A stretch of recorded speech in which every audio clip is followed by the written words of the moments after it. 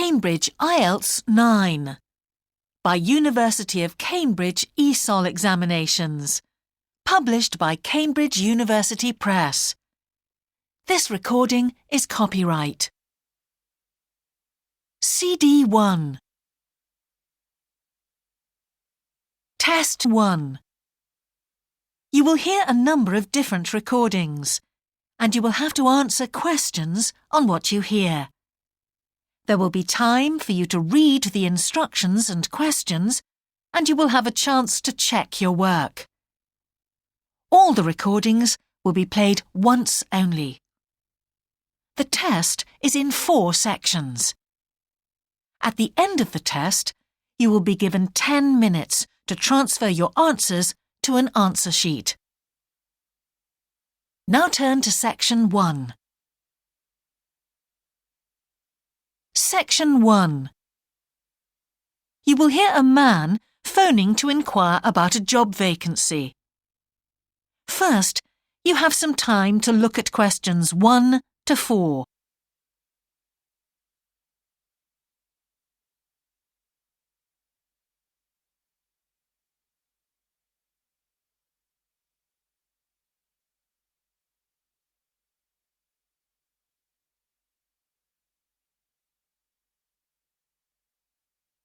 You will see that there is an example that has been done for you. On this occasion only, the conversation relating to this will be played first.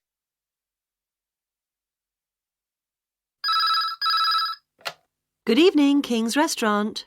Good evening.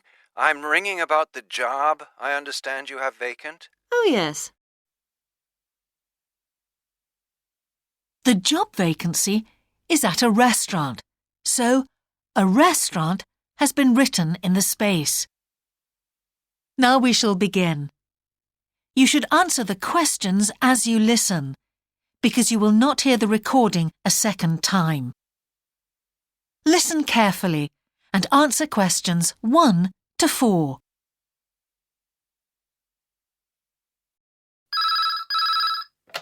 Good evening, King's Restaurant. Good evening. I'm ringing about the job I understand you have vacant. Oh, yes. I'd like to find out a few more details, if I may. Yes, of course. Can I take your name? It's Peter Chin. OK, Peter. Well, if you want to ask about the job, and then if we're both still interested, we could arrange for you to come for an interview. Great, thanks. I'm afraid I missed the advert for the job, but heard about it from a friend. That's no problem at all. What would you like to know? Well, what sort of work is it? Washing up? It's answering the phone. Oh, right, fine. And not waiting at table. That'd be good. And how many nights a week would it be? Well, we're really only busy at the weekend. So 2 nights? 3, actually, so it would work out at 12 hours a week. That'd be fine. It wouldn't interfere with my studies. Are you at the university? Yes, first-year physics student. Oh, right. And because I'm not an EU national, would I need a work permit? Yes, you would. Just get your tutor to sign it. That wouldn't be a problem if I were to get the job. Where exactly is the restaurant? Well, we have 2 branches. The one we're recruiting for is in Hillsdon Road. I don't know that. How do you spell it, please? It's HILLSDUNNE Road. Got that. Thanks. Is it near a bus stop?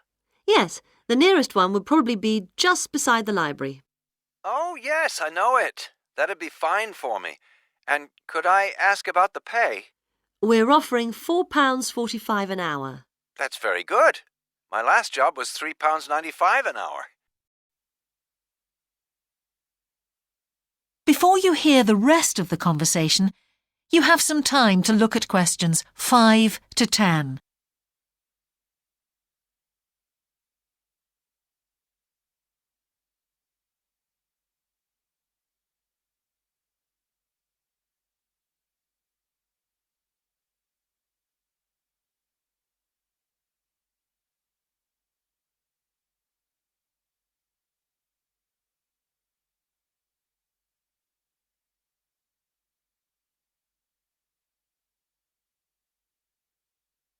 Now listen and answer questions 5 to 10. We feel it's pretty good, and we also offer some good fringe benefits. Really? Well, we give you a free dinner, so you eat well. Right. Better than hostel food. We certainly hope so. And we also offer extra pay for working on national holidays. Oh, that's a really good perk, isn't it? Yes, we think so. And then because of the difficulties of getting public transport, if you're working after 11 o'clock, we drive you home. Oh, that's good to know.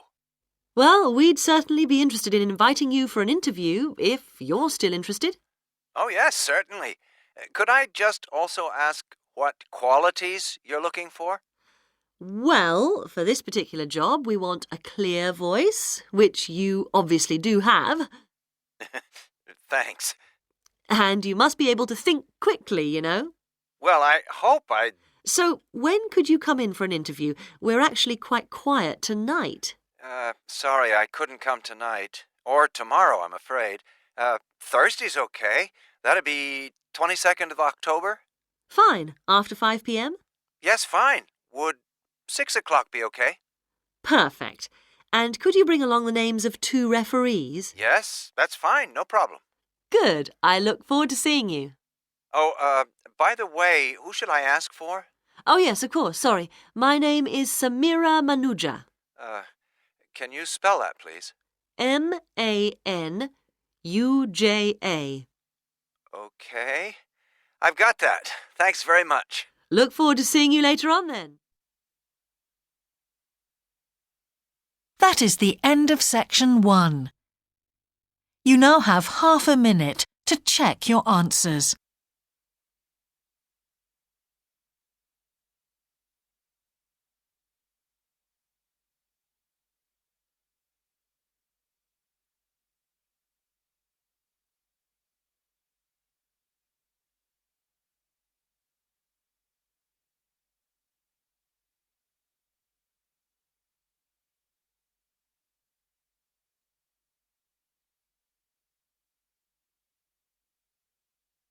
Now turn to section 2.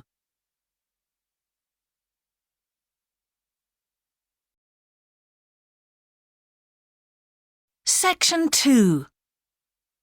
You will hear part of a radio programme about the opening of a new local sports shop. First, you have some time to look at questions 11 to 16.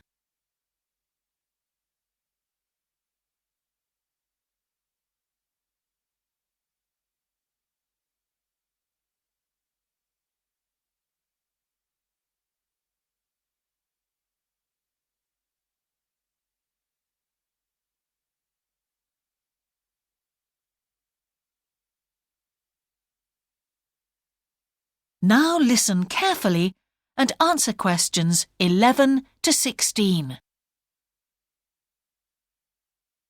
Now we go to Jane, who is going to tell us about what's happening in town this weekend. Right, thanks, Andrew. And now on to what's new. And do we really need yet another sports shop in Bradcaster? Well, most of you probably know Sports World, the branch of a Danish sports goods company that opened a few years ago. It's attracted a lot of custom, and so the company has now decided to open another branch in the area. It's going to be in the shopping centre to the west of Bradcaster, so that will be good news for all of you who found the original shop in the north of the town hard to get to. I was invited to a special preview, and I can promise you, this is the ultimate in sports retailing. The whole place has been given a new minimalist look with the company's signature colours of black and red. The first 3 floors have a huge range of sports clothing as well as equipment.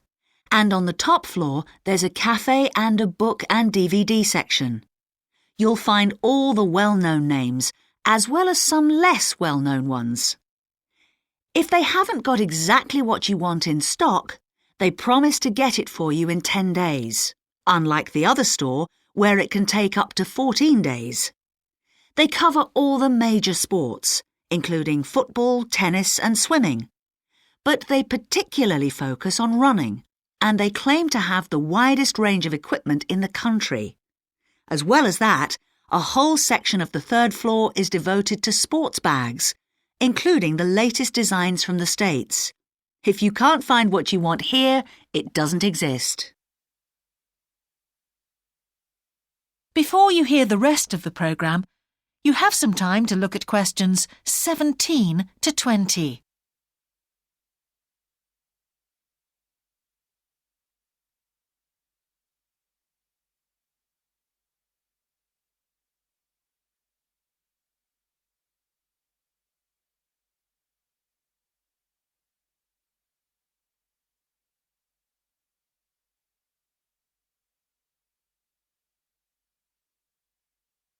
Now listen and answer questions 17 to 20.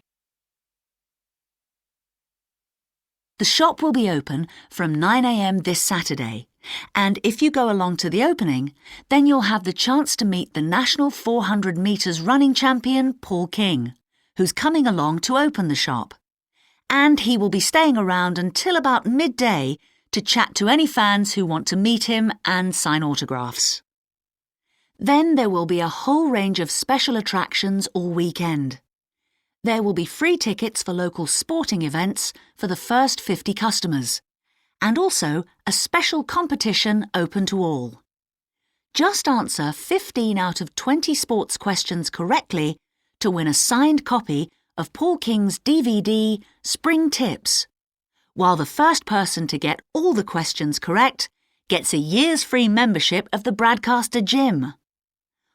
All entrants will receive a special sports calendar with details of all Bradcaster fixtures in the coming year. One of the special opening offers is a fitness test, a complete review of your cardiac fitness and muscle tone, actually done in the shop by qualified staff. This would normally cost £30, but is available at half price for this month only. There are only a limited number of places available for this, so to make a booking, phone 560 341. In addition, if you open an account, you get lots more special offers, including the chance to try out equipment at special open evenings. That is the end of section 2. You now have half a minute to check your answers.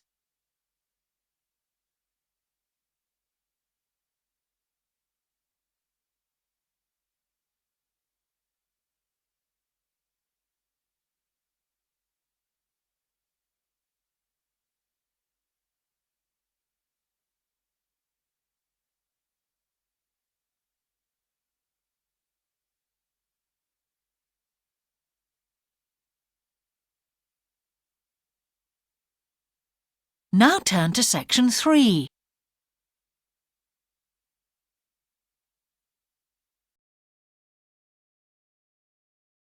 Section 3. Two overseas students called Spiros and Hiroko have just finished the first semester of their university course. They are discussing with their English language teacher how they coped with the course. First, you have some time to look at questions 21 to 25.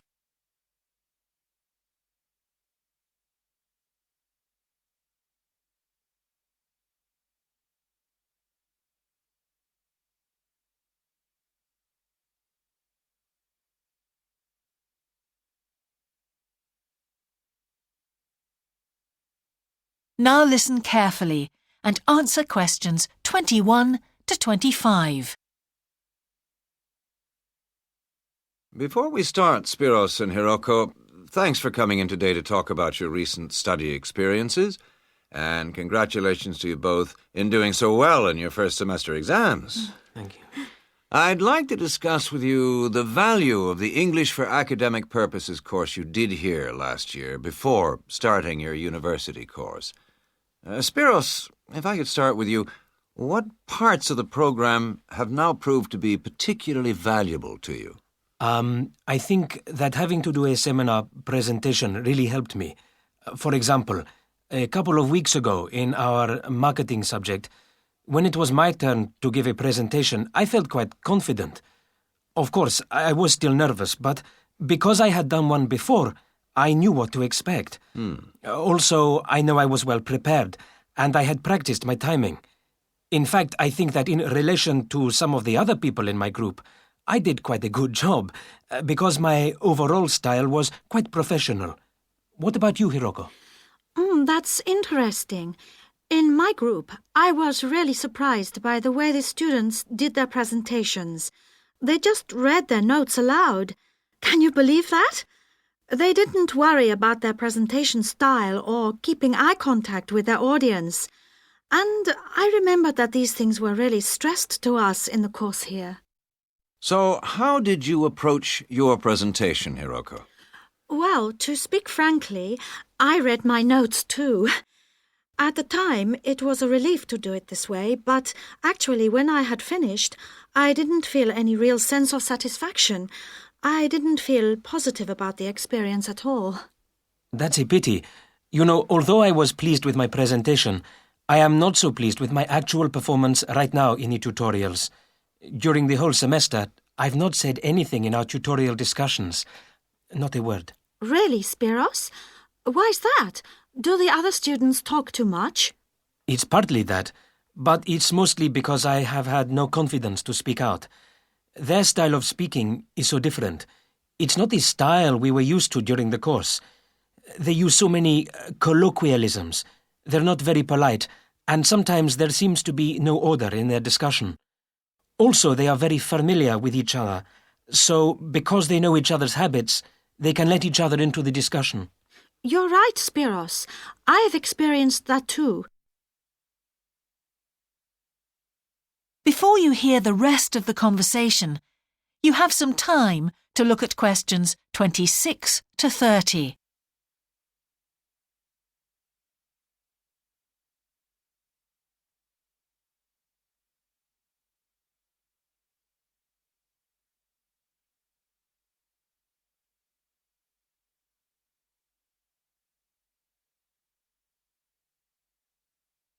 Now listen and answer questions 26 to 30. For most of this semester, I've said absolutely nothing in tutorials. But recently, I've been trying to speak up more, and I just jump in, and I've noticed an interesting thing. I've noticed that if they thought my point was interesting or new, then the next time they actually asked for my opinion. And then it was much easier for me to be part of the discussion. Oh, that's great, Hiroko. I hope that happens for me next semester. I'll have to work hard to find some interesting points. What helped you to find these ideas? I think that one thing that helped me with this was the reading. I've had to do so much reading this semester just to help me make sense of the lectures.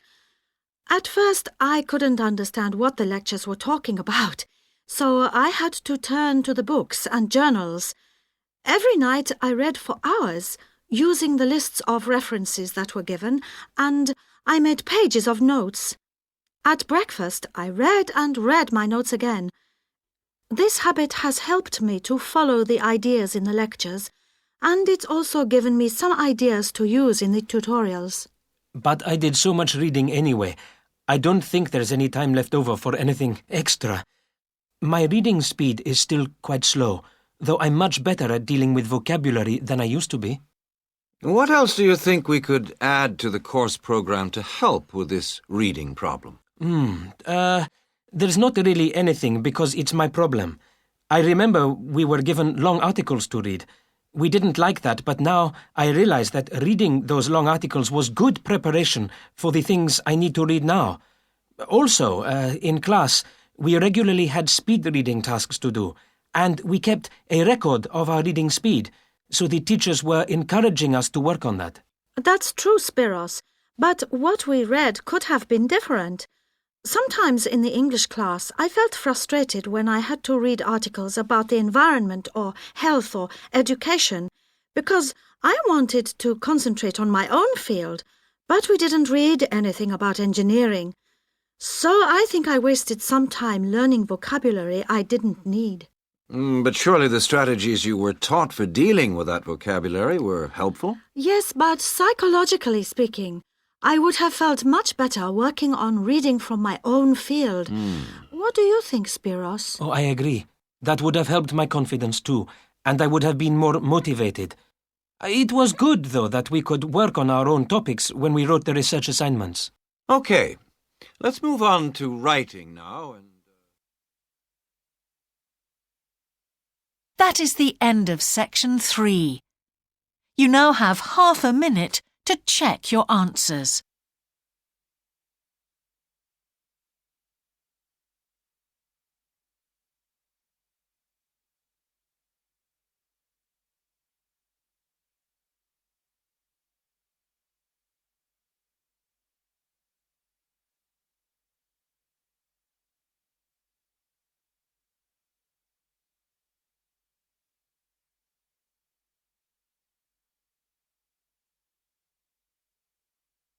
Now turn to section 4.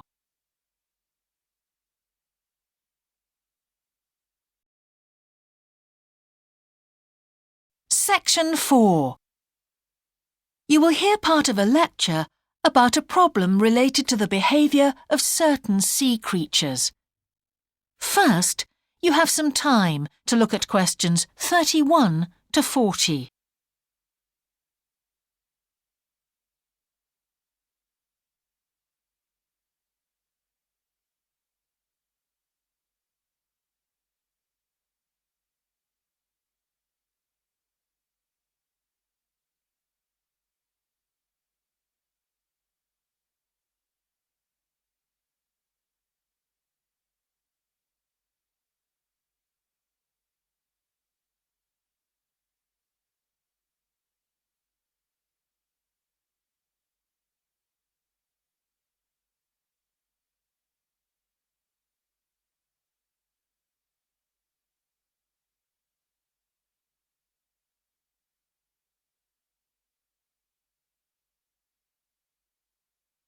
Now listen carefully and answer questions 31 to 40. Good afternoon, everyone. Well, with some of you about to go out on field work, it's timely that in this afternoon's session I'll be sharing some ideas about the reasons why groups of whales and dolphins sometimes swim ashore from the sea right onto the beach and, most often, die in what are known as mass strandings. Unfortunately, this type of event is a frequent occurrence in some of the locations that you'll be travelling to, where sometimes the tide goes out suddenly, confusing the animals. However, there are many other theories about the causes of mass strandings. The first is that the behaviour is linked to parasites. It's often found that stranded animals were infested with large numbers of parasites. For instance, a type of worm is commonly found in the ears of dead whales. Since marine animals rely heavily on their hearing to navigate, this type of infestation has the potential to be very harmful. Another theory is related to toxins or poisons. These have also been found to contribute to the death of many marine animals. Many toxins, as I'm sure you're aware, originate from plants or animals. The whale ingests these toxins in its normal feeding behaviour, but whether these poisons directly or indirectly lead to stranding and death seems to depend upon the toxin involved. In 1988, for example, 14 humpback whales examined after stranding along the beaches of Cape Cod were found to have been poisoned after eating tuna that contained saxitoxin, the same toxin that can be fatal in humans.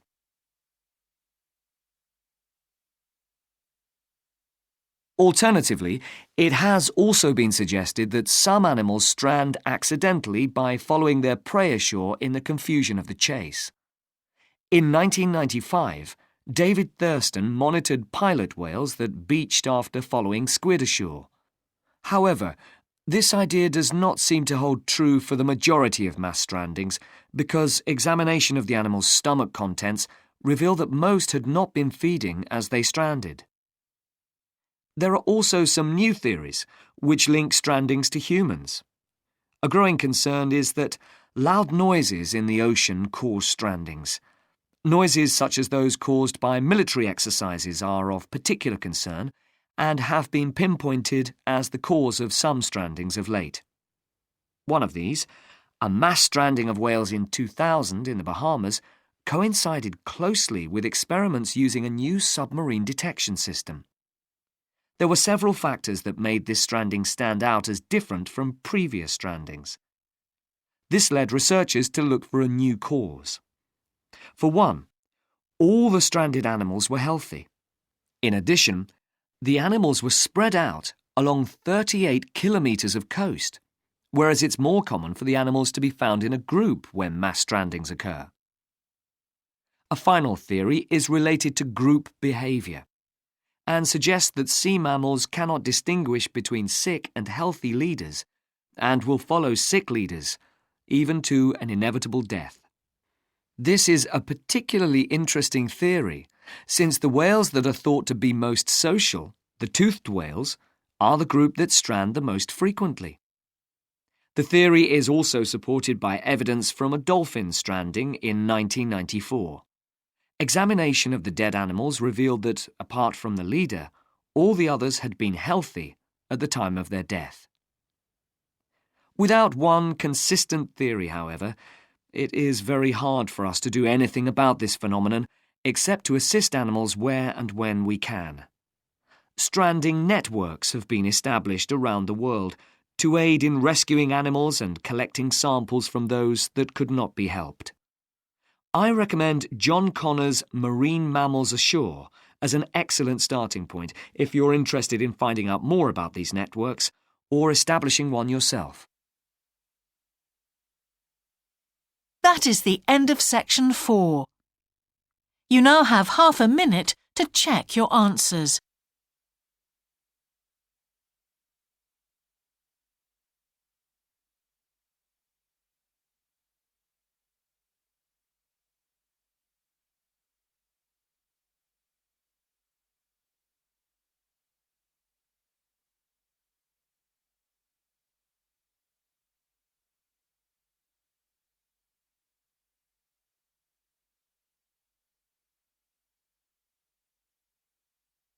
That is the end of the listening test.